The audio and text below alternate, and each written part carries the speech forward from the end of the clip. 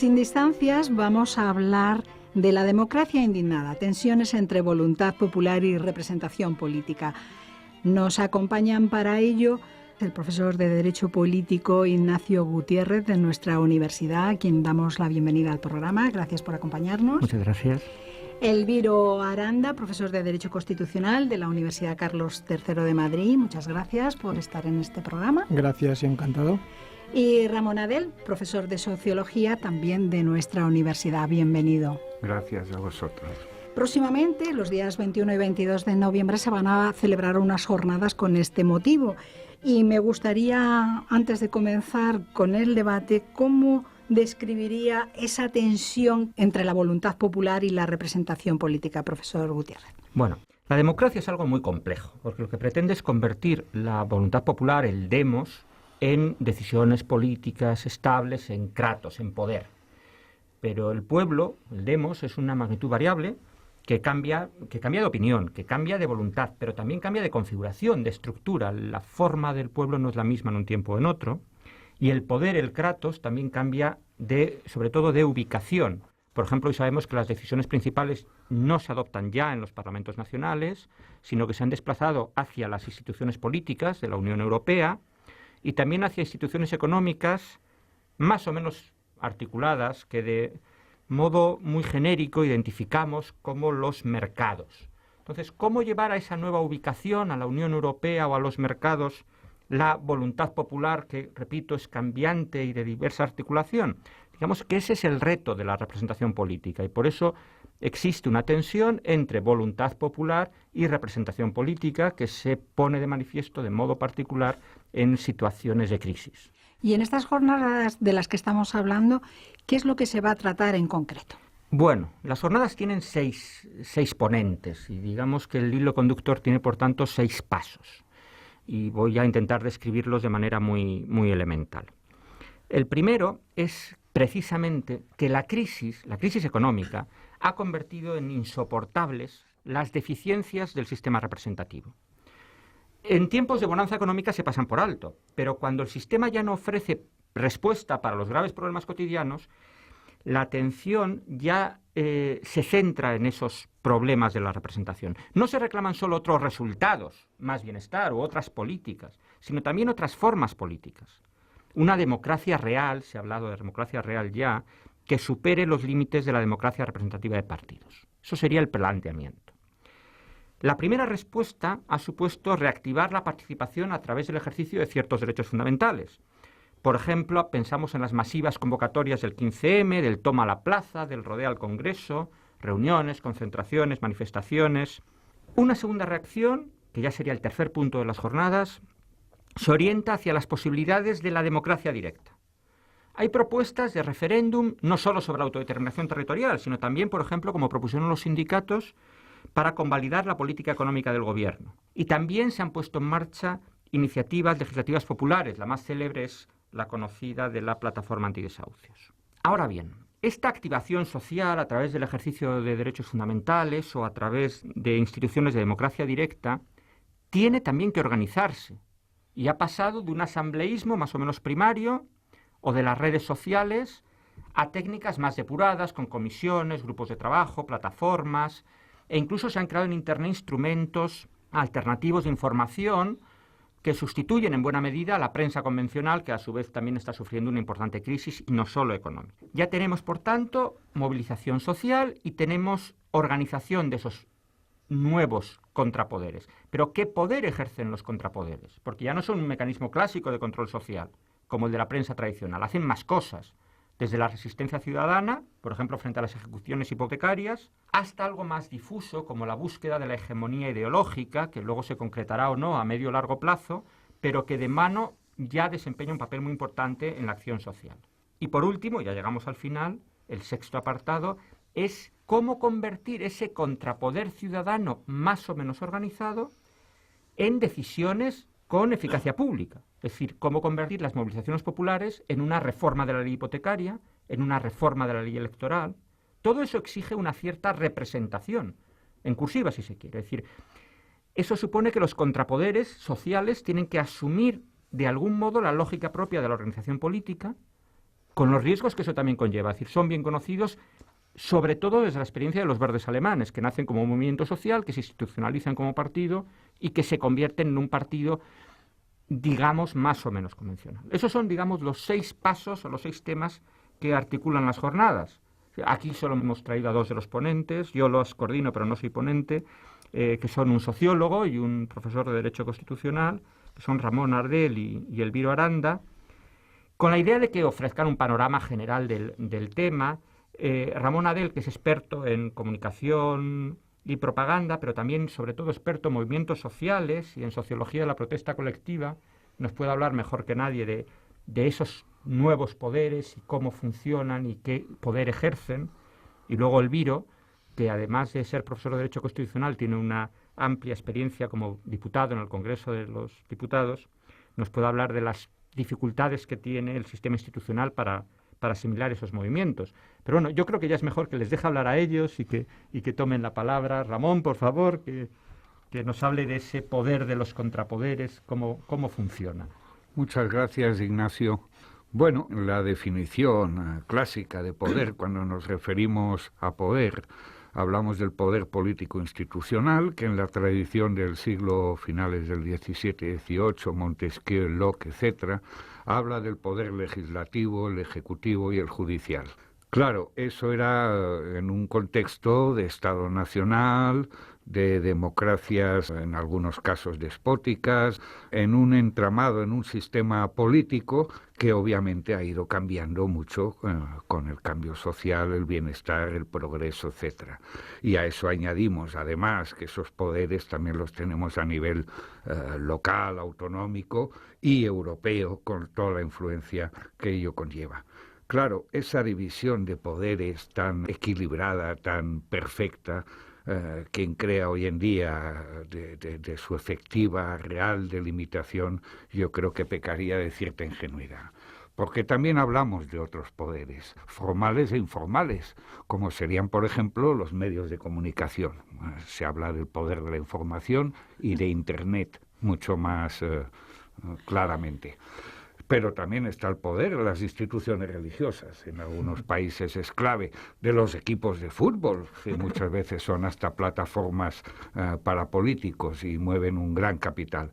Y se nos escapa el poder dominante, el financiero, el poder que está más oculto, omnipresente con sus marcas, pero que sin duda también interfiere en los clásicos poderes de la división de poderes clásicos. Cuando esos límites no son claros o escapan al control de la propia ciudadanía, entonces nos alejamos de la dominación clásica y aparecen contrapoderes que actúan como contrapesos o como pepitos grillos para avisarnos de los límites. Claro, la ciudadanía no entiende ahora mismo qué situación está ocurriendo, qué está pasando para que dé la sensación de que se gobierna contra ellos.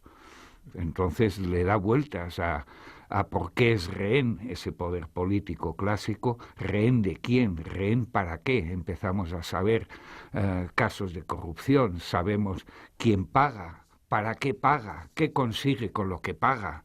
Y todo eso produce una alarma social que crea nuevos contrapoderes. Claro, esto es el tema central que nos interesa, es decir, cómo han surgido, qué poder ejercen esos movimientos sociales y esos nuevos contrapoderes y cómo se articulan, es decir, qué son esos contrapoderes, cómo funcionan. Sí.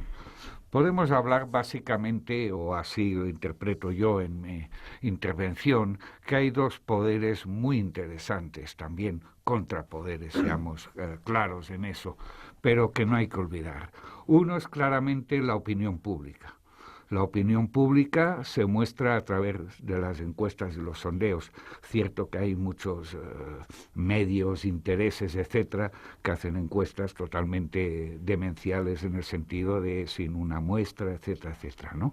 Pero si nos referimos a las del Centro de Investigación Sociológica, que por su tamaño de la muestra suele consultar 25.000 personas, y su profesionalidad, sí es alarmante los resultados que estamos obteniendo en las últimas encuestas. Se habla de que el segundo problema es la corrupción y el fraude, según los españoles, con un 37%. Y como cuarto problema, los partidos en general, el funcionamiento de los partidos políticos. Eso que nos demuestra, pues claramente, una disfunción. La noticia positiva, todo hay que decirlo, el problema del terrorismo ya no está presente.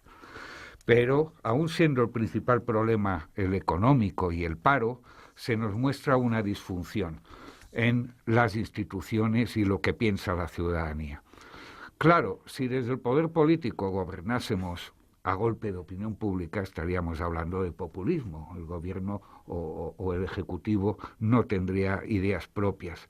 Pero si se gobierna ignorando o en contra de las encuestas, sí hablamos de impopularidad y detectamos una disfuncionalidad política. Profesor Adel, una pregunta. ¿Los lobbies también se podrían considerar un contrapoder? Son contrapoderes, sin duda. Lo que pasa es que los lobbies suelen estar en el ámbito del mercado, de lo que ya he hablado, el contrapoder o el poder, en este caso del mercado. Es un poder no institucionalizado, es invisible, pero sabemos, y eso se está demostrando en tribunales y en casos de corrupción, sabemos que son los que tientan o corrompen a la clase política. Pero no hay lobbies solamente económicos, ¿no? No. Hay, los movimientos sociales, por ejemplo, el asociacionismo, el tejido social, actúa como lobby. Lo que pasa que unos casos van a Bruselas a intentar conseguir una ley favorable, etcétera, y otros casos, que son los más habituales, se recurre a la movilización como forma expresiva de descontento, utilizando la participación política y la expresión colectiva en la calle reconocida en el artículo 21 de la Constitución. Yo, por ejemplo, querría distinguir claramente entre lo que supone de lobby la Asociación Española de la Banca, lo que supone el 15M como lobby. Pues sí, pues se puede considerar un lobby, pero son sustancialmente distintos. O la posición que toma, un poco peculiar en los Estados Unidos, la Asociación Nacional del Rifle, que no se sabe muy bien si es un 15M de gente con pistola o una asociación de gente con dinero parecida a la Asociación Española de la Banca. Es decir, la banca con pistola es mucho más peligrosa que la banca sin pistola. Al final son los intereses que lleva ese lobby, ¿no? Es lo que distingue a uno de otro, ¿no? Sí, pero claro, una cosa son los intereses particulares, que está muy bien que existan en una sociedad libre, que es el mercado, la libre empresa, el derecho a portar armas, la tan hablada libertad de enseñanza que implica conciertos con instituciones religiosas. O sea, yo en este sentido, cuando hablo de contrapoder social y de movimientos sociales, me refiero a que la opinión pública tiene una percepción de la realidad, puede estar equivocada, puede estar mal interpretada, mal explicada por parte de los poderes. Esa realidad incluso se puede construir con la persuasión clandestina, que se llama la propaganda, que diría Vance Packard. O sea que la opinión pública lo que refleja no tiene por qué ser necesariamente la realidad, pero lo que no puede ser es algo que se pueda negar, porque sí refleja un sentimiento. Y ahí es donde, y doy paso en ese sentido, si se me permite, al contrapoder de los movimientos sociales. Porque, claro, la movilización ciudadana, en mi opinión, no se practica por deporte, no son gente acarreada, no son gente con ganas de hundir el país. Por desgracia, la movilización ciudadana es el último recurso, en muchos casos, de cara a sentimientos profundos de injusticia. Y ello se está percibiendo. Desde el año 2011, y en concreto se ha aludido al 15M, pues se produce una explosión de la movilización y con otros esquemas de partidismo, de sindicatos, de banderas, de estilos, de prácticas, y eso demuestra un cierto anquilosamiento, si se quiere decir, del propio sistema. Y esa movilización que tanto puede perjudicar a ciertos niveles financieros o que tanto puede incomodar al gobierno, en mi opinión, es un punto de autoestima colectiva nada despreciable y que a veces se nos olvida la riqueza que genera y que tiene. Es loable, en mi opinión, todas las actividades que está generando la sociedad civil ahora mismo de autoayuda, de apoyo, de cooperativismo, de resistencia a las injusticias, organización de nuevas redes, que todo eso no se había visto desde hace años y que tendría que cuestionar realmente pues, la política clásica, de ver y darse cuenta de que ahí hay un manantial de fuerza que no se puede actuar en su contra. Ni etiquetar de fiesta de cumpleaños, sale la gente. Claramente, la movilización es el último recurso en una sociedad democrática y da autoestima colectiva en una sociedad vapuleada por la realidad económica que tenemos que asumir, vapuleada en ese sentido. Y eso es lo que quería hacer constatar, esa importancia, esa riqueza y esas redes de apoyo que está teniendo ahora mismo la sociedad. Pues muchas gracias, Ramón. Yo creo que hay que subrayar efectivamente eso, que lo peculiar de esas movilizaciones ciudadanas es que frente a los lobbies tradicionales no defienden intereses particulares, sino que son portadores de una visión particular del interés general, que es algo diferente. Y entonces el reto del sistema representativo es reconocer las visiones diferentes del interés general en un sistema institucional, que es lo que parece que es una vía que se está frustrando. Y por eso traemos aquí también, para que hable con nosotros, a Elviro Aranda, que tiene, repito, conocimientos teóricos y prácticos de esa situación, para que nos pueda contar qué posibilidades tiene el sistema institucional de acoger esas vías alternativas o qué posibilidades tienen, visto desde el otro punto, esas vías alternativas de insertarse en el sistema institucional. Elviro. Sí, Ignacio, muchas gracias. He estado escuchando vuestras sabias intervenciones y me he quedado con dos ideas que creo que pueden ser de utilidad para mi intervención. La primera idea es la que ha utilizado el profesor Gutiérrez en su presentación cuando decía que la democracia es algo complejo.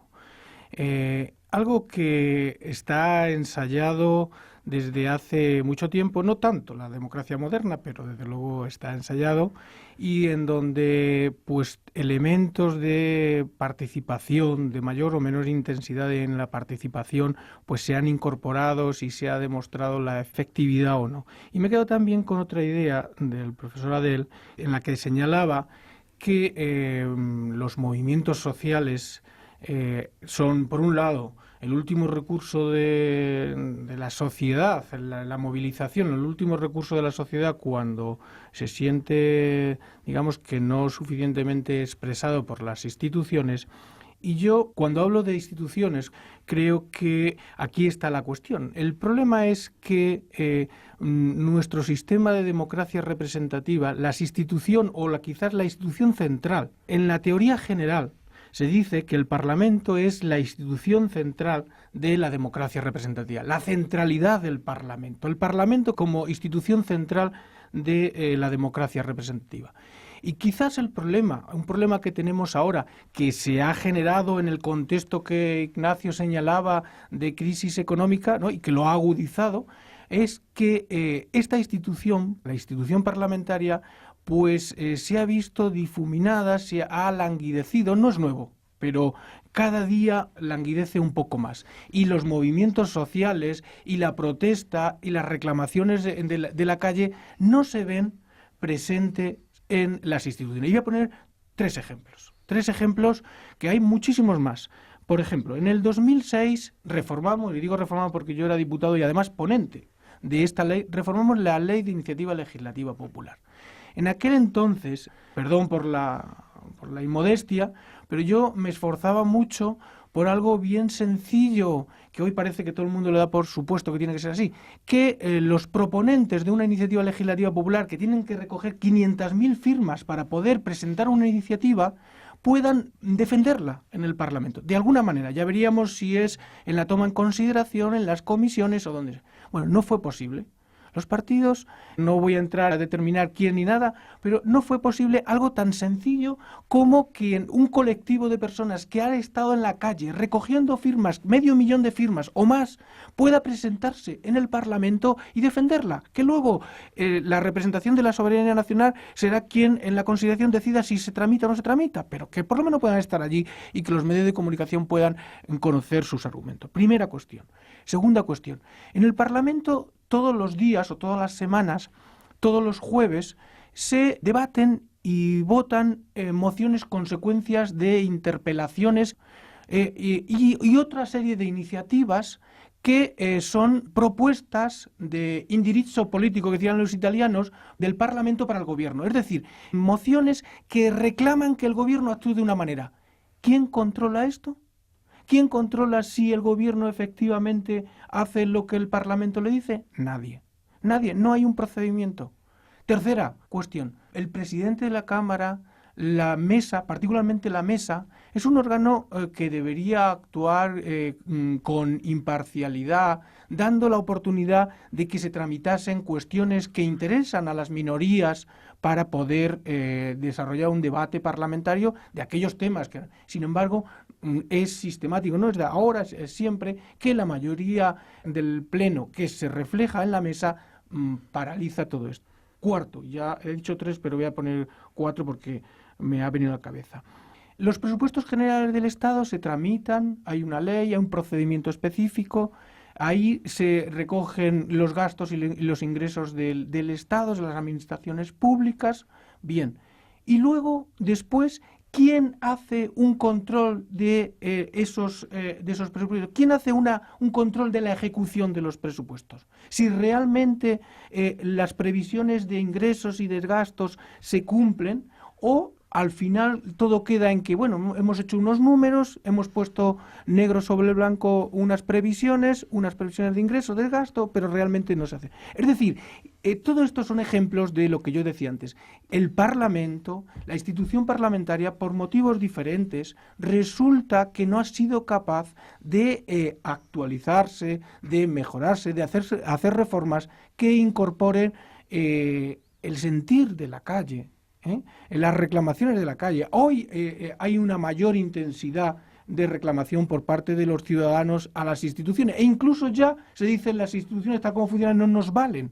Pero el problema ha sido que cuando teníamos la oportunidad de integrar muchas reclamaciones que los ciudadanos hacían, no lo habíamos hecho. ¿Por qué? Bueno, pues eso quizá es otra cuestión que también tiene que ver con estas jornadas, por supuesto. Voy a utilizar una comparación para ver si he entendido correctamente la tesis del Viro, que yo creo que sí, y es que la voluntad popular, digamos que es un arroyo desbordado. El Parlamento debe ser un cauce que la conduzca hacia decisiones políticas operativas.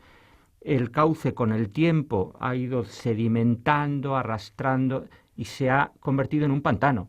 El riesgo que tenemos ahora es que la voluntad popular, que en vez de ser encauzada por las instituciones representativas, está siendo detenida y, bloqueada por esas instituciones, acabe arrastrando con todo. El reto es la reforma, es limpiar el cauce. Y esa limpieza del cauce es una tarea urgente, por lo menos para los que preferimos cauces limpios y no preferimos el desorden. Había una frase clásica de decir, antes la injusticia que el desorden, es una frase que es muy típica en el ámbito del derecho, porque desde la idea de que el propio desorden es siempre injusticia, uno ya nunca sabe si está más a favor del desorden o de la injusticia. Es decir, llega un momento en que la injusticia es tan grande que el desorden es una esperanza, pero estamos en una situación en la cual, desde luego, lo que no es posible es seguir manteniendo el orden que existe. Y eso yo creo que sí, que has cogido la idea que yo intentaba transmitir con esa bonita metáfora que haces. Yo soy un firme defensor de la democracia representativa y por más vueltas que le doy, no encuentro mecanismo diferente que sea la sustitución al sistema de la democracia representativa. Ahora, que nuestra democracia representativa, por razones de historia española, por funcionamiento del sistema parlamentario con un sistema cuasi presidencialista en el que nos movemos, etcétera, etcétera.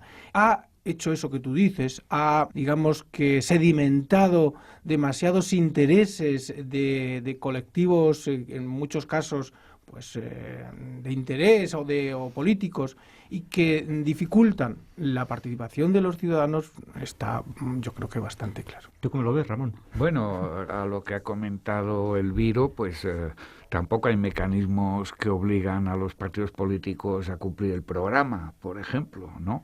Tanto que se fetichiza que cada 4 años ya se resuelve la cosa y lo demás a callar, cuando yo digo que hay una democracia permanente, que han llamado algunos autores, o diaria, en donde está esas válvulas de escape que son la opinión de la ciudadanía o las protestas, ¿no?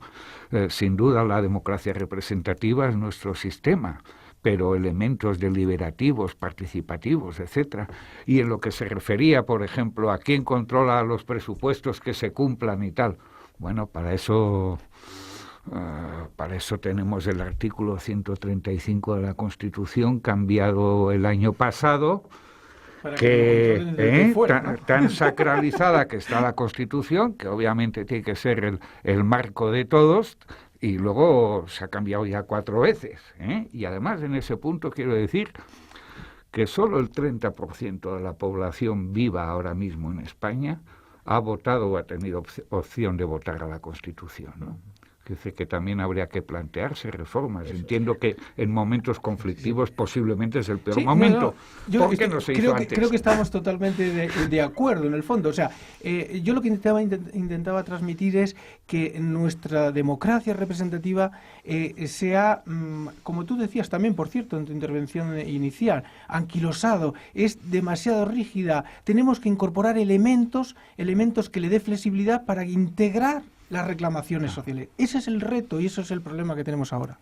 Totalmente de acuerdo. Bueno, yo creo que Charo nos va a echar de aquí de un momento a otro. Es que vamos a tener que concluir, evidentemente, porque hay muchas cuestiones que se pueden plantear y yo me estoy aquí también mordiendo la lengua, pero les dejo a ustedes, pero sobre todo dentro de poco van a poder hablar extensamente sobre ello, dialogar y debatir sobre ello en estas jornadas que tendrán lugar el 21 y el 22 de noviembre en la UNED y de las que nos puede hablar el profesor Ignacio Gutiérrez. Y ya casi para concluir, lo siento, pero estamos a final. No, simplemente puedo decir que son efectivamente unas jornadas que se celebran por las tardes de los días 21 y 22 de noviembre en el Salón de Actos de la Facultad de Ciencias Políticas de Madrid, pero también se pueden seguir desde los centros asociados, si lo solicitan previamente para que establezcan una sesión de videoconferencia. Luego los vídeos también quedarán colgados en la red de la UNED, de manera que en ese sentido no hay problemas.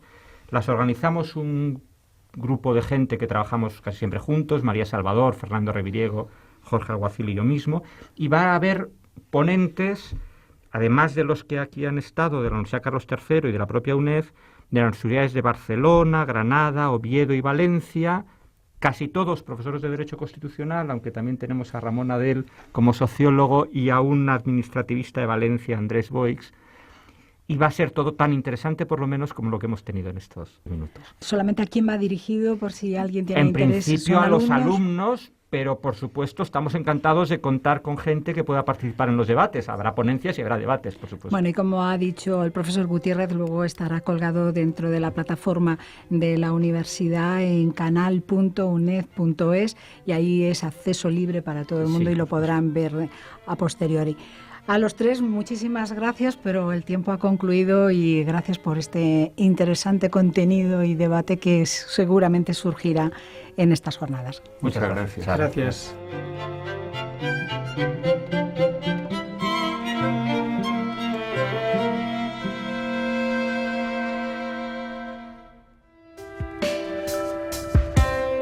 Estés donde estés, UNED más cerca. Cada día en Radio Nacional de España. Y cuando quieras, en Canal UNED, canal.uned.es.